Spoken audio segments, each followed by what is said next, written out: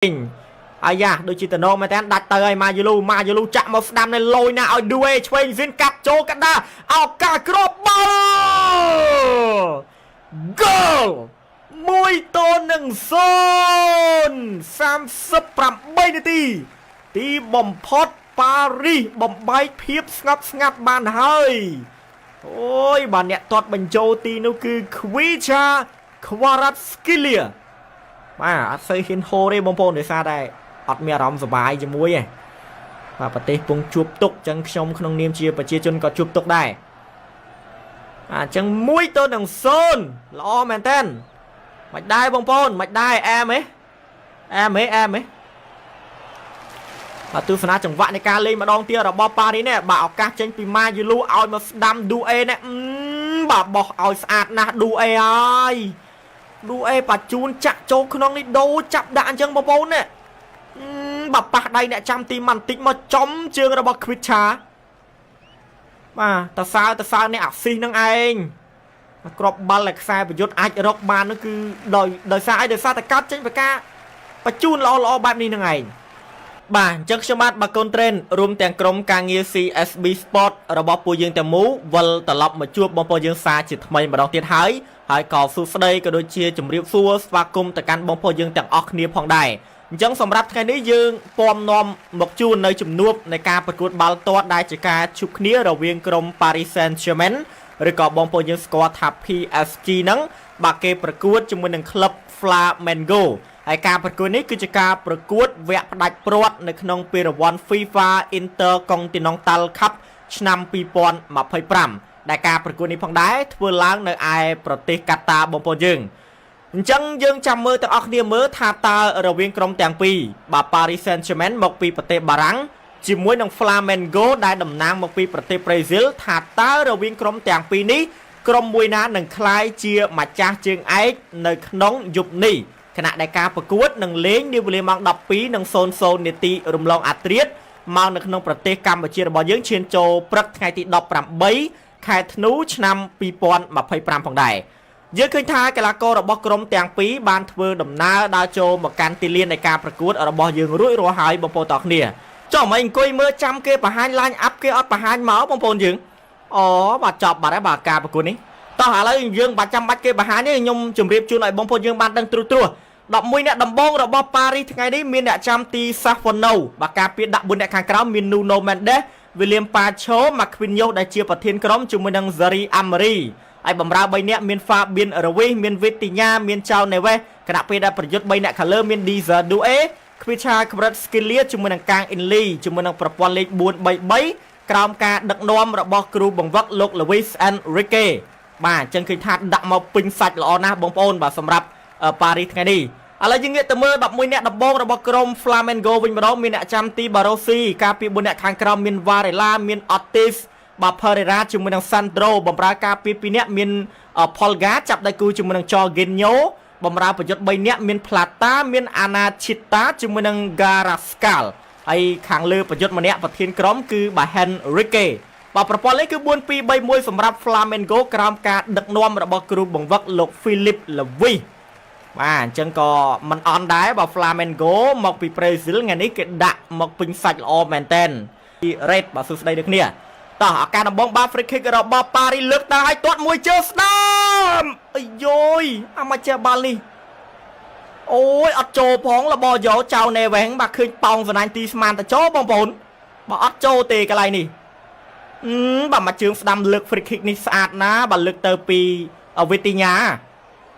ខ្ញុំស្មានតចូលតាបើឃើញប៉ោងសណាញ់ទីដល់ពុតប៉ោងខាងក្រៅទេបងប្អូនបាទស្ដាយមែនតើអាយយបាទប៉ារីសមានអីនេះបាក់ឆាកមកកាចរបស់គេតើបងប្អូនបាល់បាត់ហើយហើយខ្សែការពារ Flamengo ប្រចាំគ្នាអ្នកចាំទីជាមួយខ្សែការពារអាម៉េចចេះដូចជាអត់តន់ចាញ់ទេអត់អ្នកចាំទីទេមួយគ្រាប់បាត់ទៅហើយ Paris Saint-Germain បំបែកពងមាន់ត្រឹមតែ9នាទីតែប៉ុណ្ណោះកន្លែងនេះគឺកើតចេញពីការផ្លាត់ស្នៀតជាមួយនឹងអ្នកចាំទីក៏ដូចជាខ្សែការពាររបស់ Flamengo កំពុងតែទៀមទាថាបាល់នេះចេញ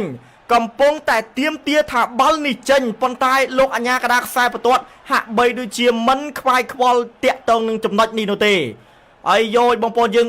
ជួយមើលគ្នាកន្លែងនេះចេញឬក៏មិនចេញបើសិនជាចេញរួចខ្លួនសម្រាប់ Flamengo ប៉ុន្តែបើសិនជាមិនទាន់ចេញទេគ្រាប់បាល់1-0 free ឲ្យទៅខាងប៉ារីសហើយបាទអ្នកទាត់កន្លែងនេះមកជើងស្ដាំពី Fabian Ruiz អូយ៉ាងណាចេះយើងចាំមើលការសម្រេចរបស់លោកអាញាកដាខ្ញុំក៏ដូចជាសពិចសពិលមិនទាន់ច្បាស់ទេបាទដោយសារតែរូបភាពកលាប់ចោកលាប់ឡើងយើងមើលអត់ច្បាស់ទេប៉ុន្តែបើតាមខ្ញុំគិតបាល់នេះដូចជាឲ្យហើយបាទដូចជាឲ្យហើយមើលទៅបាទដូចជាឲ្យហើយយ៉ាងម៉េចយ៉ាងម៉ាចេះបាទកីឡាករ celebration លោកអាញាកដាយ៉ាងណាហើយ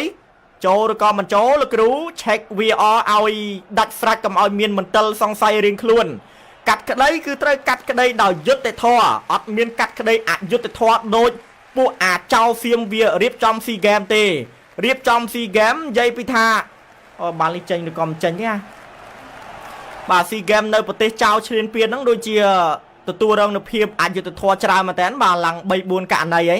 អញ្ចឹងថ្ងៃនេះលោកគ្រូអាញាកដាត្រូវតែយុត្តិធម៌ណាបើពៀនលំដាប់ពិភពលោកណាតោះឥឡូវយកគាត់ប្រភាសាគ្នាសិនអាចនឹងមានការ check VAR ឬក៏យ៉ាងណាបាល់នេះខ្ញុំដូចជាមិនច្បាស់សោះបងប្អូនអ្នកគ្រប់គ្រងបនព្រះសំពះទេវតាអស់ហើយបើសិនជាចេញគឺបានជ្រុងតែបើសិនជាអត់ចេញទេគឺគ្រាប់បាល់ឲ្យទៅខាងប៉ារីសតោះមកហើយលោកគ្រូបាល់នេះចូលក៏ចេញហ៎វ៉ៃយើងចាំមើលការសម្រេចរបស់លោកអាញាកដាមួយសិន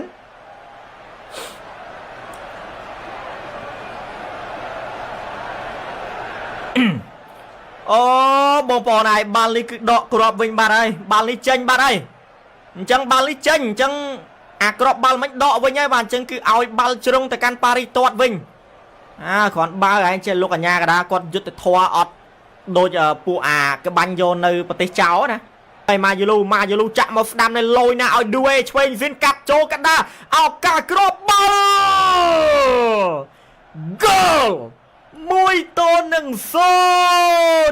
38នាទីទីបំផុតប៉ារីសបំបែកភាពស្ងប់ស្ងាត់បានហើយអូយបាទអ្នកទាត់បញ្ចូលទីនោះគឺ Kvicha Kvaratskhelia បាទអត់សូវហ៊ានហូរទេបងប្អូនដោយសារតែអត់មានអារម្មណ៍សុបាយជាមួយទេបាទប្រទេសពងជួបទុកអញ្ចឹងខ្ញុំក្នុងនាមជាប្រជាជនក៏ជួបទុកដែរអញ្ចឹង1-0ល្អមែនតើមិនដែរបងប្អូនមិនដែរអែមហ៎បាទទស្សនាចង្វាក់នៃការលេងម្ដងទៀតរបស់ប៉ារីសនេះបាទឱកាសចេញពីម៉ាយូលូឲ្យមកស្ដាំឌូអេនេះបាទបោះឲ្យស្អាតណាស់ឌូអេហើយឌូអេបាជូនចាក់ចូលក្នុងនេះដូរចាប់ដាក់អញ្ចឹងបងប្អូននេះបាទប៉ះដៃអ្នកចាំទីម៉ាន់តិចមកចំជើងរបស់ Kvicha បាទតសើអ្នកអាស៊ីសនឹងឯងគ្រាប់បាល់ដែលខ្សែប្រយុទ្ធអាចរកបាននោះគឺដោយសារតែកាត់ចេញពីការបញ្ជូនល្អបែបនេះនឹងឯងបាទឌូអេបញ្ជូនមកស្អាតណាស់អូយបាទអែម1-0 38នាទី support ទេកំពុងតែគៀងចោះគៀងឡើងអាយ៉ាឆាបបាល់បានវិញមកជើងស្ដាំអូយអត់ចូលទេបាទទាត់ពី Arrascaeta ណែមកជើងស្ដាំនេះផ្លាតជាមួយនឹង Marquinhos នឹងកមីចូលរបស់គាត់មែនណាបងប្អូនយើងបាទ Marquinhos ដាក់ជើងមកបាំងបានទាន់ពេលវេលាអូខេគាត់នឹងយប់ចឹងវាមិនបាញ់ទេមកក្បាលអូយបាទប៊ីសចូលបងប្អូនអូយ៉ាបាក់ស្ពេសឲ្យគេតែស្រួលម៉ែប៉ារីសខ្សែការពារមើលចៃគ្នាបិទមើលអូយ៉ាប៉ែនេះឆោតតែឯងបាទអត់ចំទីបងប្អូនស្មាចូលបាល់នេះយំចេះវាមិនបាញ់ទេពួកអាកបាញ់អស់នេះនោះម៉ោង3ម៉ោង4ទៀតភ្លឺវាចាប់ដើមទៀតហើយវាចេះដេកចេះអីដែរហ្នឹងពួកអាងាប់អស់នេះ Arrascaeta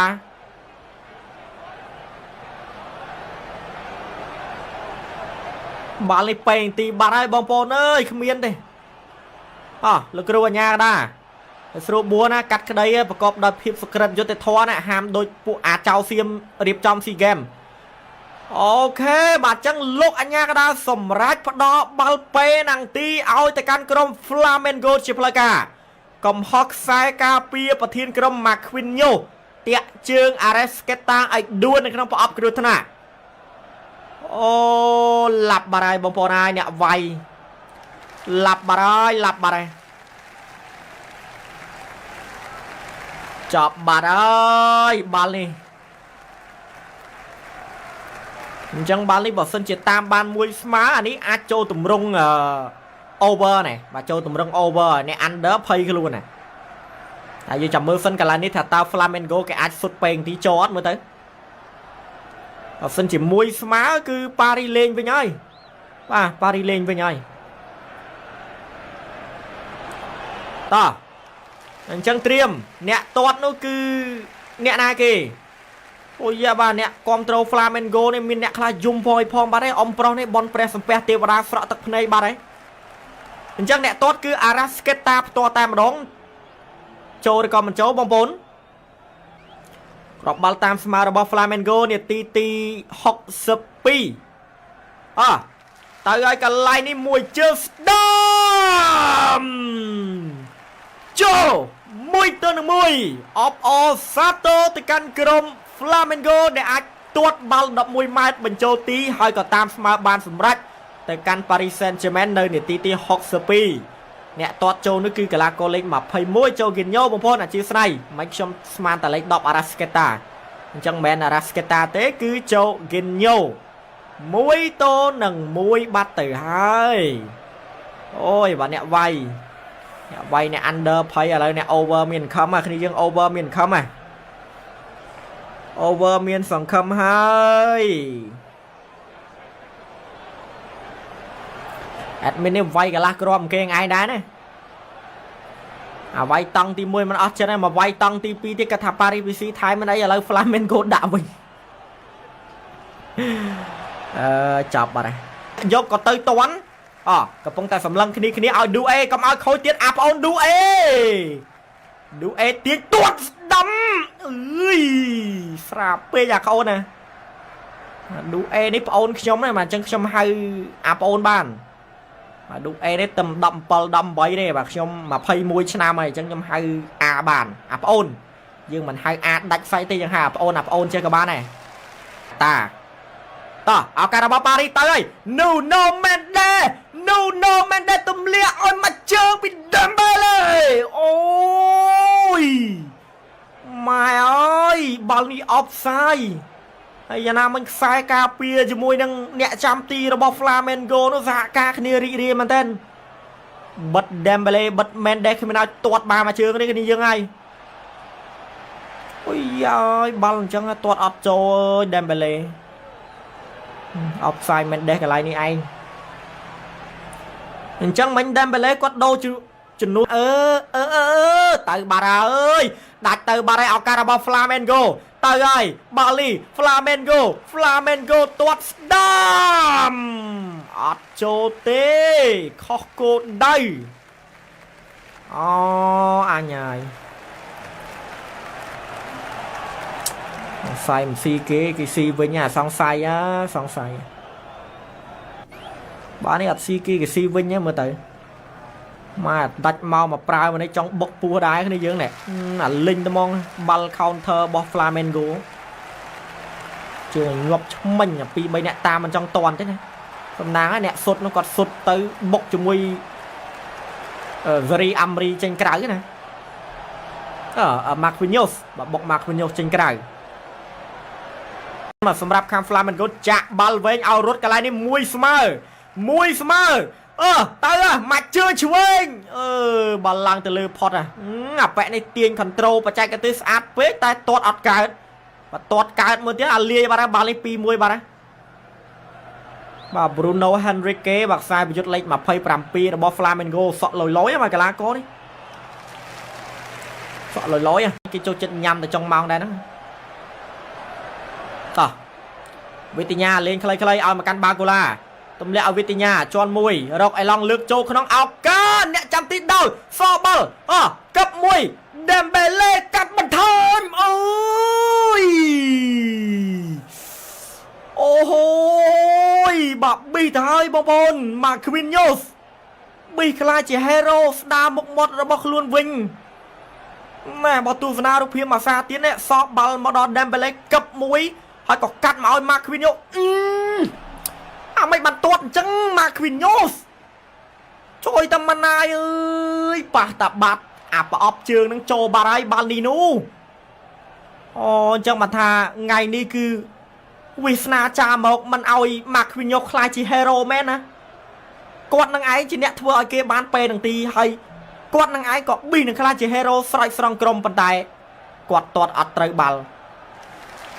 អូយបាទឥឡូវចប់ការប្រកួតបាទហើយបងប្អូន90នាទីបញ្ចប់ទៅដោយលទ្ធផល1-1 ប៉ារី1 Flamengo 1ញ៉ាំងឲ្យការប្រកួតរបស់យើង15នាទី2ដងឬក៏2នាទីខ្ញុំមិនច្បាស់ណាហើយជាទូទៅ15នាទី2ដងហ្នឹងឯងជួយមិនណាយអា Marquinhos អើយបាល់មិញនេះ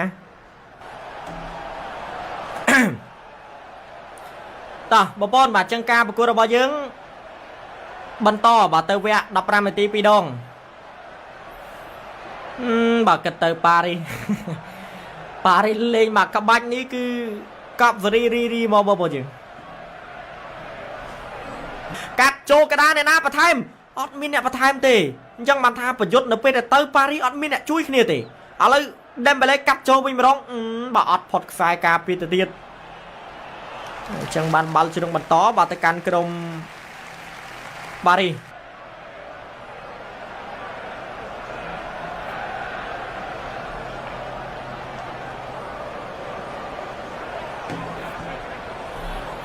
តោះបាទចឹងលោកកញ្ញាកដាផ្លុំកញ្ចាយបញ្ចប់ការប្រកួតជាផ្លូវការចំណាយពេលអស់រយៈពេល120នាទីក្រុមទាំងពីរបញ្ចប់ទៅដោយលទ្ធផល1-1ទាំងការប្រកួតពេញម៉ោង90នាទីក៏ដូចជាការប្រកួតនៅក្នុងម៉ោងបន្ថែម15នាទី2ដងអញ្ចឹងវាធ្វើឲ្យការប្រកួតរបស់យើងឈានចូលទៅដល់វគ្គពេលណាំងទីកាត់សេចក្តីដើម្បីសម្រេចថាតើក្រុមមួយណាក្លាយជាម្ចាស់ជើងឯកពានរង្វាន់ FIFA Intercontinental Cup ឆ្នាំ2025នេះ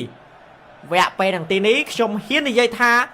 มันមានខាងណាមានភាគរយលើខាងណានោះទេតោះបាទចូលឬក៏មិនចូល De La Cruz ម្នាក់ចាំទីរបស់ Paris Savano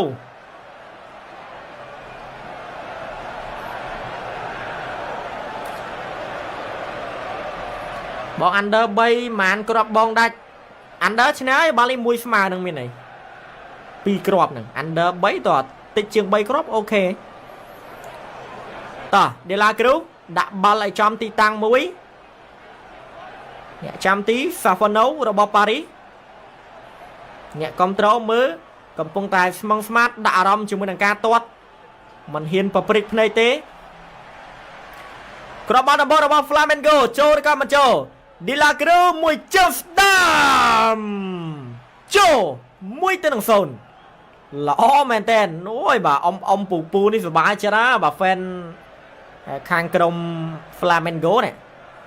មកជើងស្ដាំនេះចាប់ហើយអ្នកចាំទីលោតឆ្វេង De La Cruz ទាត់ទីស្ដាំកប់ស្រីយកមកបងប្អូនហើយគ្រាប់បាល់ទី1របស់ប៉ារីសទាត់ដោយខ្សែបម្រើឆ្នើមមានល្អិតចិត្តធំវីទីញ៉ាកីឡាករអន្តរជាតិប៉ូទុយហ្គាល់វីទីញ៉ានេះគាត់ប៉ាកែទាត់ណាបាល់ពេលនាទីនេះបច្ចេកទេសទាត់តិចទេបាទទាត់យកតិចនិចណាតោះបើជឿជាក់ 100% តែម្ដងសម្រាប់វីទីញ៉ានៅក្នុងការទាត់គ្រាប់ទី1នេះខ្ញុំដឹងតែថាគាត់ទាត់ចូលវីទីញ៉ាក៏ទាត់ច្បាស់វីទីញ៉ាមួយជើងស្ដាំចូល1-1យោយអត់អន់ទេដូចខ្ញុំនិយាយចឹងវីទីញ៉ានេះក៏ទាត់ពេច្បាស់ណាមិនងាយផ្លាត់ទេទាត់ទៅឆ្វេងអ្នកចាំទីលោតទៅស្ដាំដាច់ចកេះផឹងអញ្ចឹងមួយស្មើណាបងប្អូនយើងមួយស្មើបច្ចុប្បន្នតោះអញ្ចឹងឥឡូវការប្រកួតរបស់យើងឈានចូលទៅដល់គ្រាប់បាល់ទី2 Flamengo ទាត់ដោយកីឡាករលេខ8 Zao Banigues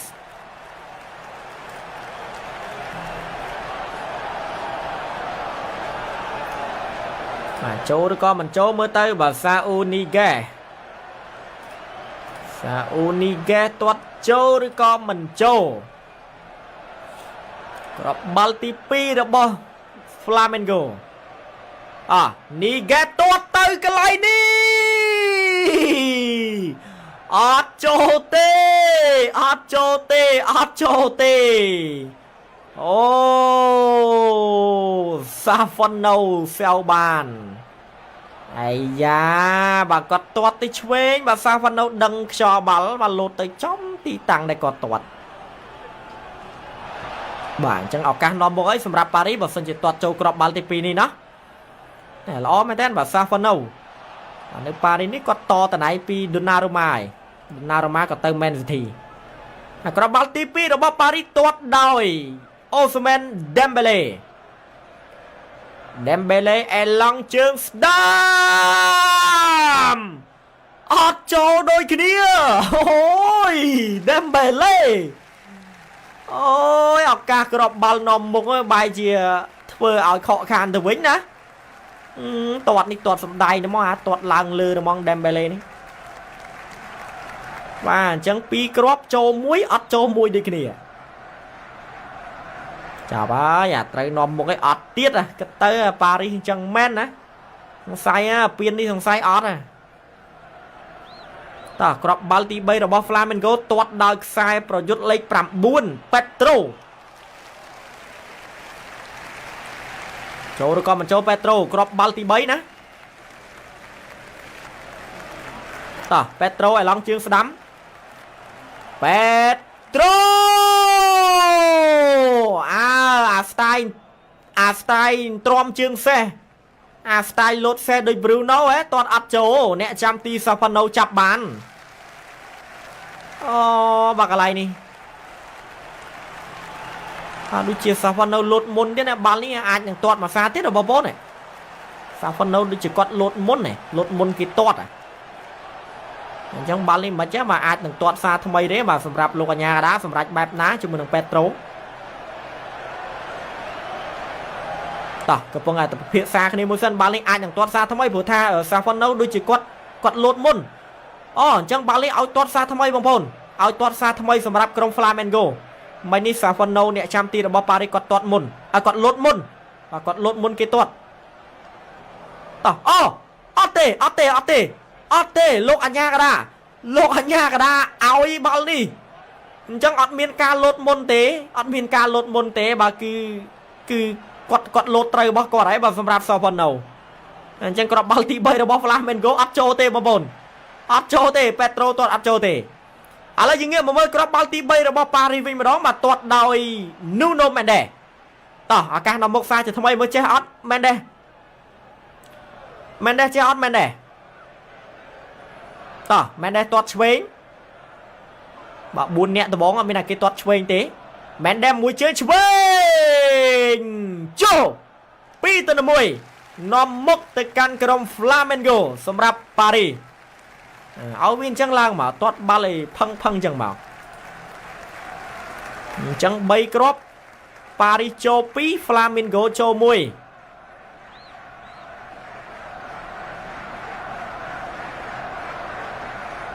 តោះអញ្ចឹងឈានចូលមកដល់គ្រាប់បាល់ទី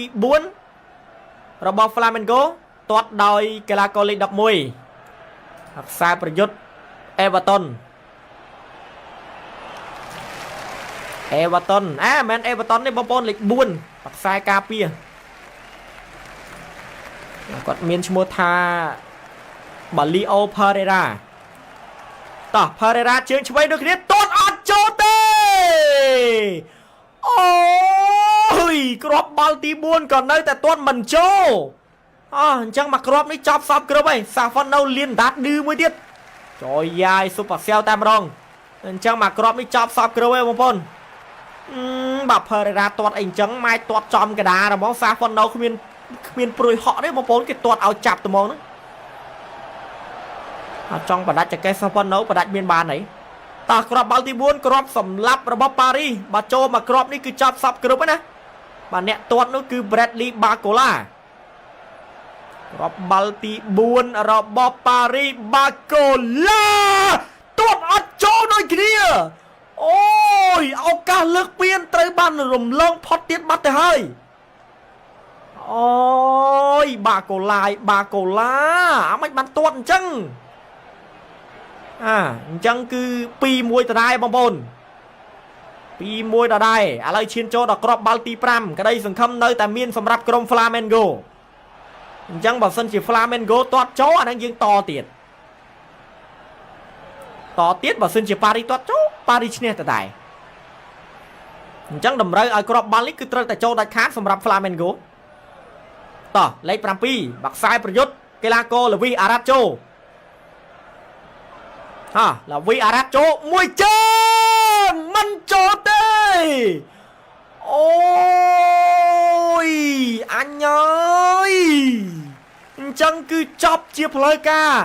ចប់ជាស្ថាពរហើយបងប្អូនរកឃើញហើយម្ចាស់ពានរង្វាន់ FIFA Intercontinental Cup គឺបានទៅកាន់ក្រុម Paris Saint-Germain ដែលបានយកឈ្នះដោយបាល់ពេណាំងទីនៅវគ្គផ្ដាច់ព្រាត់ទៅលើក្រុម Flamengo ដែលលទ្ធផល2-1អូយបាទ4គ្រាប់ទាត់ទម្លុះសំណាញ់ទីសាហ្វាណូតែ1គ្រាប់តែប៉ុណ្ណោះ5គ្រាប់បងប្អូនអធិស្ឋាន5គ្រាប់ Flamengo ទាត់ចូលតែមួយទេសាហ្វាណូស្រូវបាន4គ្រាប់អញ្ចឹងសាហ្វាណូអ្នកចាំទីរបស់ប៉ារីសគឺជាវីរៈបរោះរបស់ប៉ារីសនៅក្នុងវគ្គទាត់បាល់11ម៉ែត្រនេះចូលរួមអបអរសាទរទៅកាន់ប៉ារីសក៏ដូចជាលោកគ្រូ Luis Enrique ផ្ទាល់តែម្ដងបាទឆ្នាំ2025នេះបានពៀនមួយទៀតហើយលោកគ្រូបានពៀនមួយទៀតហើយហើយយ៉ាងណាមិញយើងក៏ចូលរួមសោកស្ដាយផងដែរសម្រាប់ក្រុម Flamengo ថ្ងៃនេះគឺបើទោះបីជាពួកគាត់ចាញ់ប៉ុន្តែយើងឃើញថាពួកគាត់លេងបានល្អមែនទែនបាទតាំងតែពី90នាទីរហូតដល់វគ្គ15នាទីពីរដងហើយក៏ឈានចូលដល់វគ្គពេលនាទីនេះគឺពួកគាត់លេងបានល្អមែនទែនអញ្ចឹងគឺមានប៉ុណ្្នឹងឯងបងប្អូនយើងបាទគិតទៅ